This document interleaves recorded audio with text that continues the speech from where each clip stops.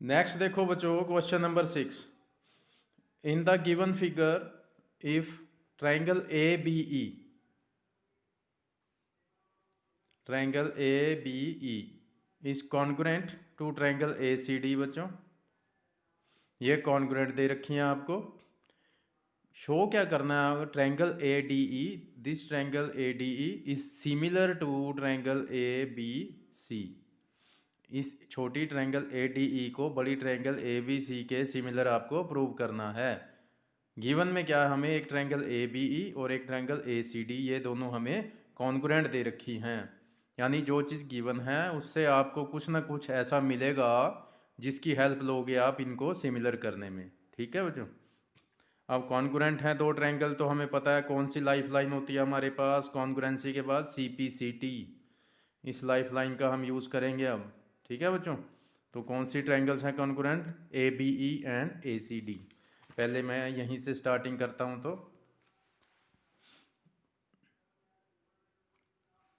Triangle A B E is congruent to triangle A C D, it is given. तो बच्चों जब दो triangle similar given होती हैं तो हम C P C T rule से क्या क्या इक्वल निकाल लेते हैं, corresponding side. A B is equal to A C, B E is equal to C D and A E is equal to A D. ठीक है बच्चों, ये तीनों हमने इक्वल निकाल ली किस रूल से, C P C T rule से। और इसी तरह एंगल्स भी इक्वल निकाल सकते हैं बच्चों, लेकिन उन एंगल्स का इस क्वेश्चन में आपको कोई रोल नहीं, मतलब कोई यूज़ नहीं होगा, इसलिए हम जस्ट इन कंडीशनों का यूज़ करेंगे, इनसे हमारा काम चल जाएगा। और इनमें से भी कोई दो उठानी है तो वो आप देखेंगी कौन सी दो आपने यूज़ करनी है।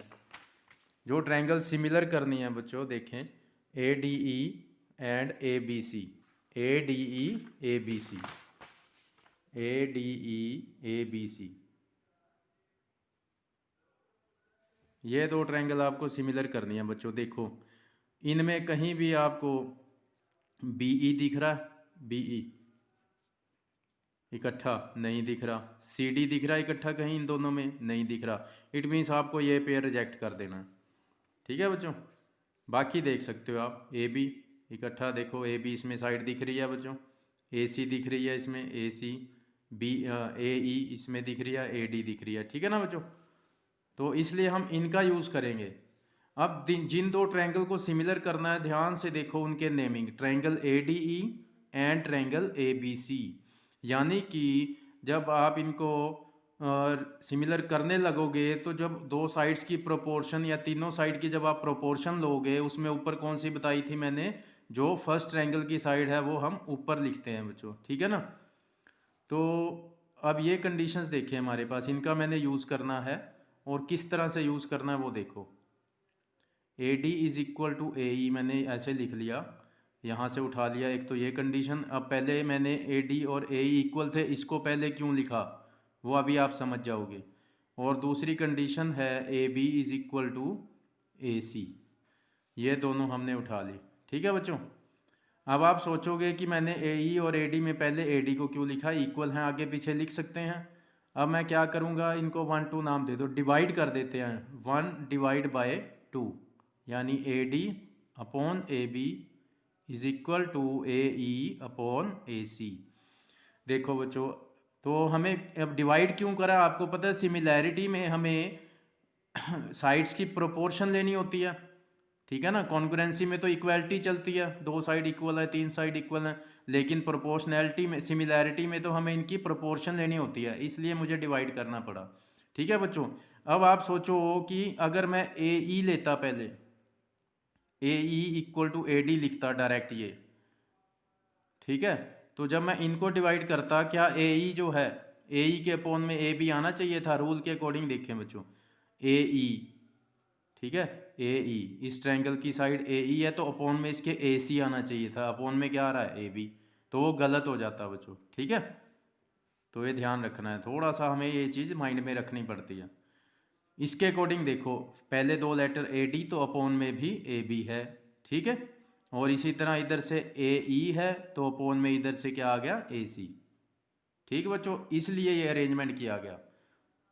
समझ गए अब आप? अगर मैं ए इक्वल टू ए डी लिखता तो ए के अपोन में ए बी जो है वो आप नहीं ले सकते, ठीक।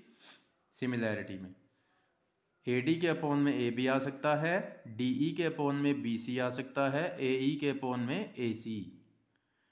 तो क्लियर है बच्चों, हमने ये दो कंडीशन यहाँ से उठा ली और इसको ए डी इक्वल टू ए ई क्यों लिखा अब आपको पता चल गया होगा बच्चों, ठीक है। फिर हमने इनको डिवाइड किया क्योंकि सिमिलैरिटी में हमें रेशोज लेनी होती है साइड्स की, ना कि इनको डायरेक्ट ऐसे यूज़ करना होता है। तो दो तो मेरे पास साइड्स जो हैं उनकी प्रोपोर्शन इक्वल आ गई बच्चों। एक कंडीशन में क्या लिखता हूँ वो यहाँ देखें बच्चों, ध्यान से देखना डायग्राम को। ये वाला देखें बच्चों एंगल, क्या ये पूरे का पूरा एंगल इस ट्रायंगल में आ रहा है? ए डी ई में आ रहा है पूरा, आ गया। इसी तरह ये पूरे का पूरा एंगल ए बी सी में भी आ रहा है, देखो ए बी सी, उसमें भी ये कंप्लीट पूरा एंगल आ गया। तो ये एंगल है दोनों ट्रायंगल में कॉमन है, इसलिए आप इसको क्या लिखेंगे? Common. Angle A is equal to angle A क्या लिखेंगे हम? कॉमन। तो देखें बच्चों, दो साइड्स की प्रोपोर्शन इक्वल कर दी मैंने और एक एंगल वाली कंडीशन इक्वल कर दी। अब हम चेक करते हैं क्या ये साइड एंगल साइड रूल जो है वो लग सकता है। क्या ये वाला एंगल मैंने क्या बताया था, इन दो साइड्स के बीच में आना चाहिए और ये वाला एंगल इन दो के बीच में। ये तो दोनों ही एंगल ए हैं, ठीक है ना बच्चों।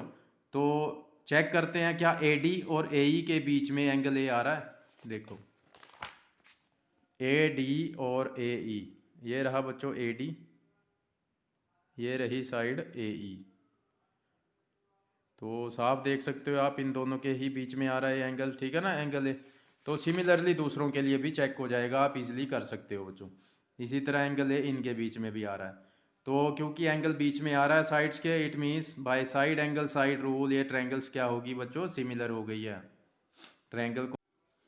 तो triangle A D E is similar to triangle A B C, ठीक है बच्चों। यही हमने सिमिलर करनी थी ट्रायंगल्स। तो आप दोबारा देखिए, ये ट्रायंगल हमें कॉन्ग्रुएंट गिवन थी, यहाँ से सीपीसीटी से हमने तीन कंडीशन उठाई, लेकिन जिन ट्रायंगल को सिमिलर करना है उनमें इनका यूज़ नहीं है, इसलिए इस कंडीशन को रिजेक्ट करेंगे आप, ठीक बच्चों। उसके बाद हमने A E equal to A D है, इसको हमने पहले A D equal to A E लिख लिया और A B equal to A C दूसरी ये कंडीशन उठाई हमने, ठीक बच्चों। अच्छा आप सोचेंगे पहले मैंने ऊपर ये क्यों लिखी, ये वाली कंडीशन ये क्यों नहीं लिख दी? क्योंकि जो फर्स्ट ट्रायंगल है उसमें कौन कौन सी साइड आ रही हैं? ए ई और A D, A E and A D. ये वाली साइड किस में थी? सेकंड ट्रायंगल में, इसलिए इसको नीचे लिखना है आपने, ठीक है। क्योंकि हमने इनको डिवाइड करना था, हमें सिमिलैरिटी में प्रोपोर्शन लेनी होती है, तो इनको डिवाइड करना था हमने। तो अपोन में दूसरी ट्रायंगल वाली साइड होनी चाहिए थी, ठीक। हालांकि ऐसा कंपलसरी नहीं होता बच्चों, एक बात ये भी ध्यान रखना, ऐसा ज़रूरी नहीं होता। तो A D upon A B equal to A E upon A C, ठीक बच्चों। और एंगल ए कॉमन था, तो बाय साइड एंगल साइड ये कॉन्ग्रुएंट सिमिलर हो गई हैं। अब आते हैं नेक्स्ट क्वेश्चन पे। क्वेश्चन बहुत सिंपल है बच्चों, ये पूरी स्टेटमेंट आपको गिवन है। एल्टीट्यूड है A D and C E. A D altitude है, एल्टीट्यूड क्या करता है? दोनों तरफ 90 के एंगल बनाता है। आपको एक तरफ भी दे रखा हो, आपने दोनों तरफ बना लेने हैं बच्चों। इसी तरह सी ई भी परपेंडिकुलर है, एल्टीट्यूड मीन्स परपेंडिकुलर, तो ये भी दोनों तरफ 90 बना लोगे आप, ठीक। शो दैट, अब आपको चार पार्ट हैं जो वो आपको प्रूव करने हैं, कुछ ट्रायंगल्स दी हुई हैं उनको सिमिलर करना है बच्चों। अब उसके लिए देखो मैं कई सारे एंगल पहले ही बना लेता हूँ बच्चों, बाद में हमें फिर आसानी रहेगी। एंगल्स के हम नाम रख लेते हैं, ये इजी पड़ता है, जो मर्जी नेमिंग रख सकते हो आप। 1 2, इसका नाम 3, इसका नाम 4 5 6, यहाँ पे रख लेते हैं 7, यहाँ पे आई थिंक ज़रूरत पड़ेगी तो हम यहाँ भी यूज़ कर लेंगे बच्चों, तो यहाँ भी कर ही लेते हैं 8 9।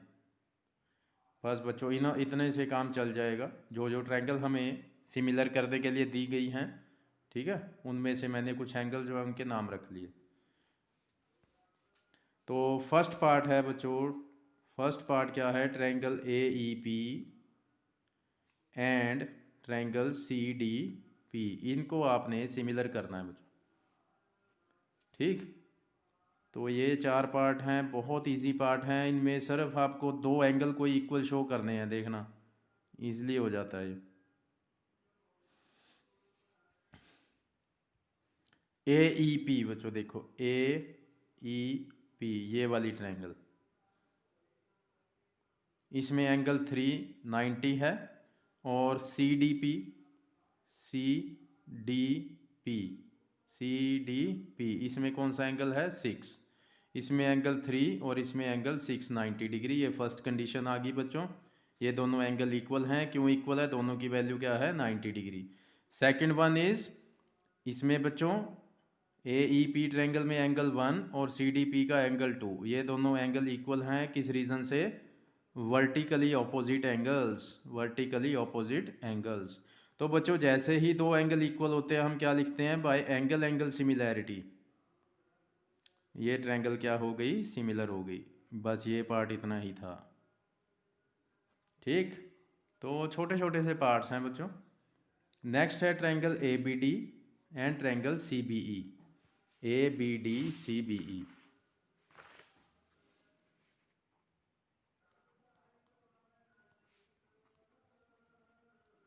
अब मैक्सिमम इनमें बच्चों आपको एक 90 एंगल वाली कंडीशन मिलेगी ही मिलेगी। ए बी डी और C B E, A B D, D पे ख़त्म हो रही है, डी पे देखो एंगल 590 बना हुआ है। और सी बी ई में देखें बच्चों, सी बी ई, ई पे ख़त्म हो रही है, ई पे भी 90 बना हुआ है। ठीक है बच्चों, लेकिन फर्स्ट ट्रायंगल हमने क्या लिखी हुई है? A B D. तो ए बी डी में एंगल 590 है, तो पहले आपको एंगल 5 लिखना है बच्चों। ठीक है, जो इसमें एंगल आ रहा है आपको पहले वो ही लिखना है। और सी बी ई में एंगल 4, ये दोनों 90 डिग्री हैं बच्चों, इसलिए दोनों इक्वल हो गए। दूसरी कंडीशन देखें बच्चों, A B D, A B D में ये वो पूरे का पूरा एंगल आ रहा है, देखो इसको आप एंगल बी भी लिख सकते हो, एंगल 7 जो मैंने नाम दिया वो भी लिख सकते हो। ठीक है, तो ये पूरे का पूरा angle B A B D में भी आ रहा है बच्चों, और सी बी ई इसमें भी पूरे का पूरा कंप्लीट एंगल ये बी या 7 जो है वो आ रहा है। यानी ये वाला एंगल जो है इसमें कॉमन होगा, एंगल 7 इक्वल टू एंगल 7, और आप angle B equal to angle B भी लिख सकते हैं कॉमन। तो 2 एंगल जैसे इक्वल होते हैं बाय एंगल एंगल सिमिलैरिटी, ये ट्रायंगल क्या कर देंगे आप? सिमिलर। ये हुआ बच्चों सेकंड पार्ट। अब थर्ड पार्ट की ओर बढ़ते हैं। थर्ड पार्ट है ट्रायंगल ए ई पी,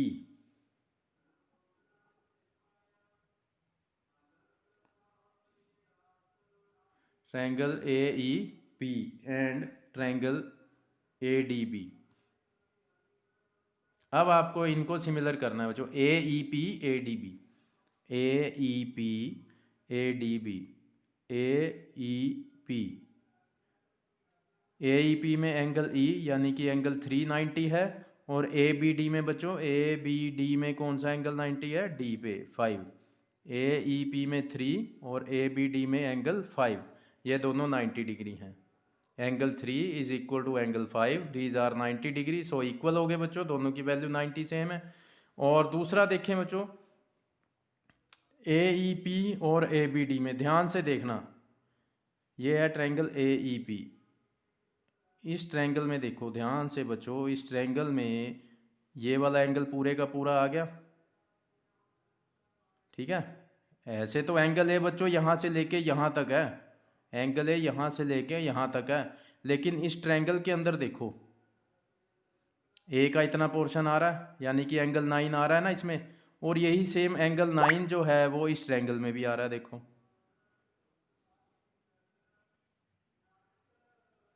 देखो इस ट्रायंगल में भी इतना ही आ रहा है ना, ए ई पी में और ए बी डी में भी, तो ये 9 एंगल पूरा कंप्लीट आ रहा है, इसलिए ये वाला एंगल कॉमन हो। अब आपको एक बात बताऊं बच्चों, हमें तो पता था, आपको शायद नहीं पता होगा, एकदम चलेगा। मैंने इसका नाम 9 क्यों रखा था? इसीलिए क्योंकि हम यहाँ पे angle A equal to angle A common नहीं लिख सकते। क्यों नहीं लिख सकते? क्योंकि ये जो ए ई पी ट्रायंगल है इसमें ए पूरा यहाँ से यहाँ तक नहीं आ रहा, इसमें सिर्फ इतना पोर्शन आ रहा है एंगल ए का। इसलिए आप इन दोनों ट्रायंगल्स के लिए यहाँ पे angle A equal to angle A नहीं लिख सकते। तो क्लियर है बच्चों कि angle A equal to angle A क्यों नहीं लिखना? क्योंकि इन दोनों ट्रायंगल में एंगल ए कॉमन तो है, लेकिन ए पूरा कॉमन नहीं है, एंगल ए का सिर्फ इतना पोर्शन आ रहा है दोनों ट्रायंगल में, इसलिए इसका नाम मैंने अलग से रखा था 9। ठीक है बच्चों, क्योंकि इतना एंगल ही आ रहा है। अब इसका नाम आप या तो ए लिखते PAE, ठीक है ना, वो बड़ा पड़ता इसलिए हमने नाम रख लिया था 9। तो 9 एंगल दोनों ट्रायंगल में कॉमन है, इसलिए angle 9 equal to angle 9 common. बहुत ही बारीक डीप बातें हैं ये, जो आपको ध्यान रखनी है। मैक्सिमम टीचर इसको ए इक्वल टू ए लिखवा देते हैं, गलत करवा देते हैं। तो ये ट्रायंगल सिमिलर हो चुकी हैं बच्चों, किस रूल से? Bye angle angle similarity. ठीक है, क्लियर है बच्चों? एक एंगल 90 और एक कॉमन वाला पेयर आ गया। अब आते हैं फोर्थ पार्ट पे। एक ट्रायंगल है PDC और एक ट्रायंगल है BEC, इनको हमने सिमिलर करना है। तो एक तो 90 मिलेगा ही मिलेगा, देखना इनमें PDC BEC,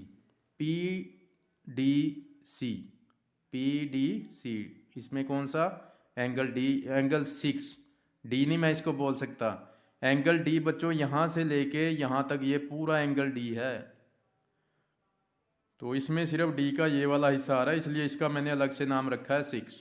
तो इसमें ये एंगल 690 है, और जो दूसरी ट्रायंगल है BEC,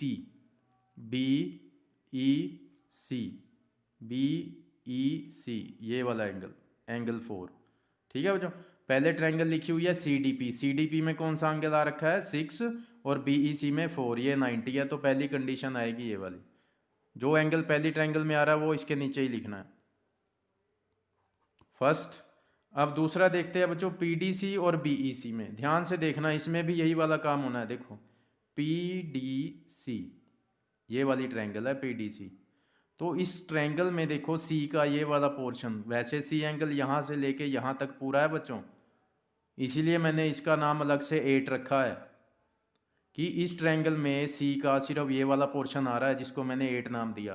तो ये पोर्शन देखो PDC में भी आ रहा है बच्चों, और यही पोर्शन BEC में भी आ रहा है। देख लो, ये देखो BEC यहाँ से लेके यहाँ तक जा रही है, तो ये सेम पोर्शन इस ट्रायंगल में भी आ रहा है।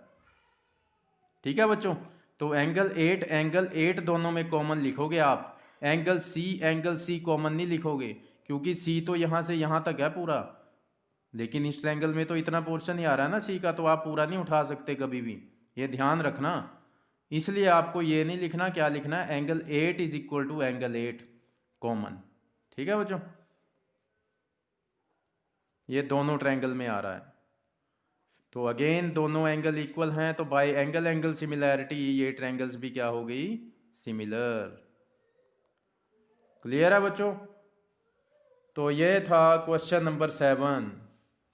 4 पार्ट हैं, देख के डर लगता है कि बहुत बड़े हैं, लेकिन कुछ भी नहीं है बच्चों, सब में 2-2 प्रॉपर्टी आई हैं और बाय एंगल एंगल सिमिलर हो गए।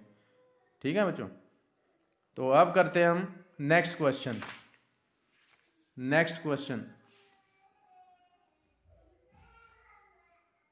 देखें बच्चों, ये क्वेश्चन इंपॉर्टेंट है और क्वेश्चन भी सिंपल है, just look at it. 2 minute के लिए फोकस कर लो इसका। देखें, E is a point on side AD produced of a parallelogram ABCD। पहले तो इसका डायग्राम आपको खुद बनाना है बच्चों। एक पैरेललोग्राम है ABCD,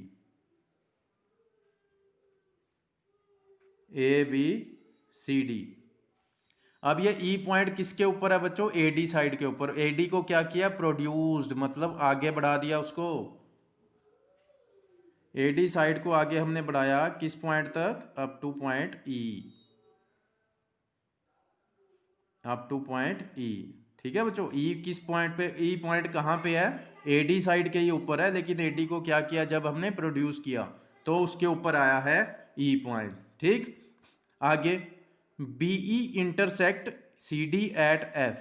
जो BE लाइन है, कहते वो CD को टच करती हुई जाएगी किस पॉइंट पे? F पे। तो BE लाइन है, यानी आपको B और E को ज्वाइन करना पड़ेगा।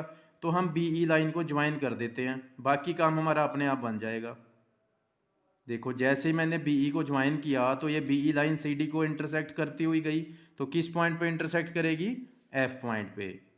ये हमारा बच्चों डायग्राम बन गया। ठीक, अब आपको प्रूव क्या करना है? ट्रायंगल ABE यानी कि ABE ये वाली ट्रायंगल पूरी और CFB ये छोटी सी ट्रायंगल, इनको सिमिलर करना है। तो पहले तो गिवन में लिखते हैं। गिवन में क्या था? ABCD एक पैरेललोग्राम है। अब पैरेललोग्राम की प्रॉपर्टीज़ तो बच्चों बहुत सारी होती हैं, लेकिन जिनका यूज़ है हम वही डिस्कस करेंगे यहाँ पे। एक तो ऑपोजिट साइड्स जो हैं वो हमेशा पैरेलल होती हैं बच्चों। दूसरी पैरेललोग्राम की प्रॉपर्टी कि इसके ऑपोजिट एंगल्स जो हैं वो भी क्या होते हैं? इक्वल होते हैं। Angle A is equal to angle C, angle B is equal to angle D, always equal होते हैं एक पैरेललोग्राम के ऑपोजिट एंगल्स। ठीक है बच्चों। अब साइड्स भी इक्वल होती हैं, लेकिन उसका हमने यूज़ नहीं करना, उसका यूज़ होगा ही नहीं, इसका यूज़ नहीं हम करेंगे। तो स्टार्ट करें बच्चों, करते हैं स्टार्ट इस क्वेश्चन को। देख के टफ लग रहा होगा, लेकिन उतना इजी है ये question. Triangle ABE and triangle CFB, इनको हमने सिमिलर करना है। तो एक मैं थोड़ा सा नेमिंग कर लेता हूँ, दो एंगल और मैं जिनका हमने यूज़ करना है। ये वाले एंगल, इनका मैंने नाम रख दिया। ठीक है बच्चों, इनका नाम रख दिया मैंने। करें स्टार्ट। सबसे पहली कंडीशन ध्यान से देखना, ABE ट्रायंगल ABE, इस ट्रायंगल में एंगल A आ रहा है पूरा बच्चों, आ रहा है। CFB, इस ट्रायंगल में पूरा एंगल C आ रहा है, आ रहा है। और ये दोनों एंगल क्या हैं? गिवन से इक्वल हैं। तो फर्स्ट कंडीशन क्या होगी? Angle A is equal to angle C। ये इक्वल क्यों होते हैं? Opposite angles of a parallelogram. एक पैरेललोग्राम के ऑपोजिट एंगल हैं ये, तो ऑलवेज इक्वल होते हैं बच्चों। तो ये गिवन में हमने लिख लिया था। दूसरी कंडीशन क्या है बच्चों? देखो AD और BC पैरेलल हैं, AD और BC पैरेलल हैं।